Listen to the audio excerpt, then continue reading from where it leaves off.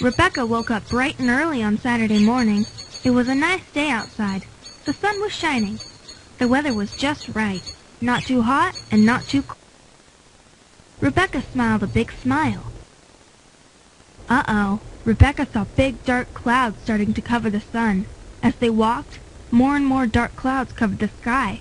Soon, big fat raindrops were falling splish-splash all around Rebecca and her dad.